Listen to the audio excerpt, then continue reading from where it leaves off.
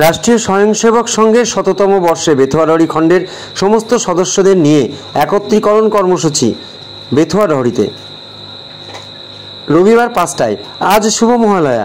রাষ্ট্রীয় স্বয়ংসেবক সংঘ বেথুয়াডহরি খণ্ডের সকল স্তরের সদস্যদের একত্রীকরণ কর্মসূচি হল বেথুয়াডহরি রেল স্টেশন সংলগ্ন জুনিয়র ইস্টবেঙ্গল ময়দানে। এই কর্মসূচি হয় রবিবার বিকেলে। আগামী বিজয়া দশমীতে এবছর ১০০বর্ষ পদার্পণ করবে রাষ্ট্রীয় স্বয়ংসেবক সংঘের প্রতিষ্ঠাবর্ষ, আর সেই উপলক্ষে আজ অন্যতম কর্মসূচি ছিল এই কর্মসূচি।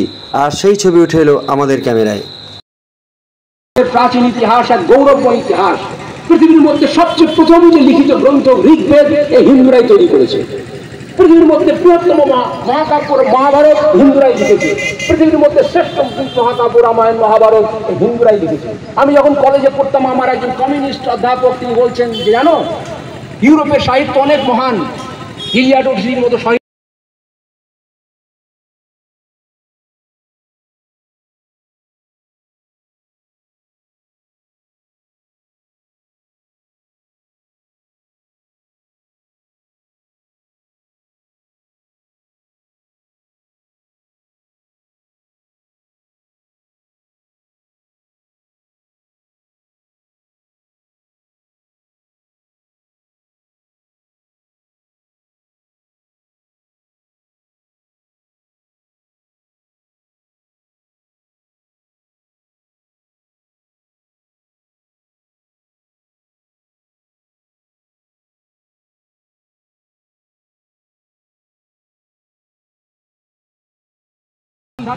নারী ছিলেন, সেই যে সমস্ত মানুষটাই ছিল হিন্দু, সেখানে সবাই হিন্দু ছিল, হিন্দু সংস্কৃতি বিরাজ করত।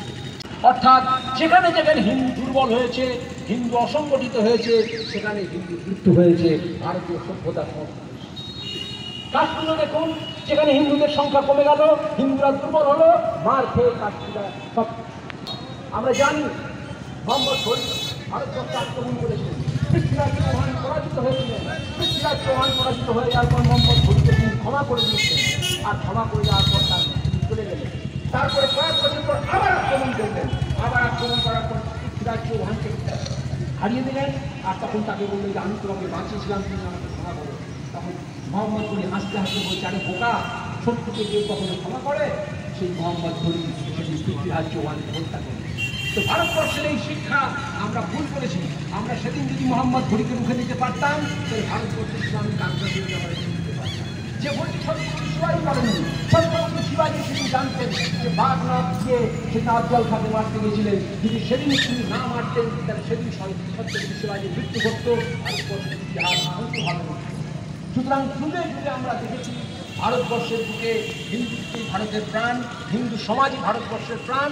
হিন্দুরা শক্তিশালী হলেই ভারত শক্তিশালী হবে, হিন্দুরা দুর্বল হলেই রাষ্ট্রীয় স্বয়ংসেবক সংঘের আগামী আমাদের যে আগামী যে শুভ দশমীর দিন আমাদের রাষ্ট্রীয় স্বয়ংসেবক সংঘের ১০০বর্ষ পূর্তি।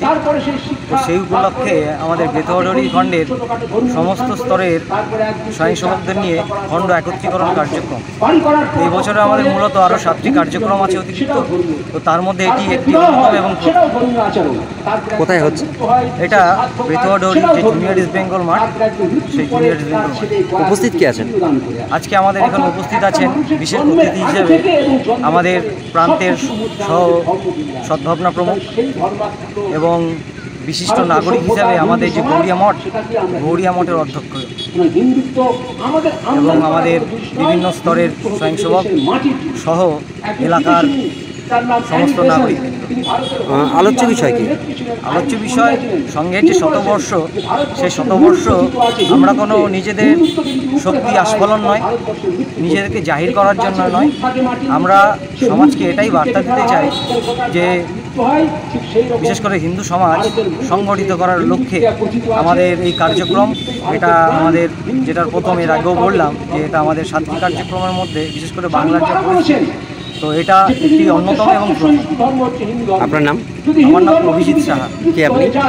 আমি এই বেথুয়াডহরি খণ্ড, যেটা আমাদের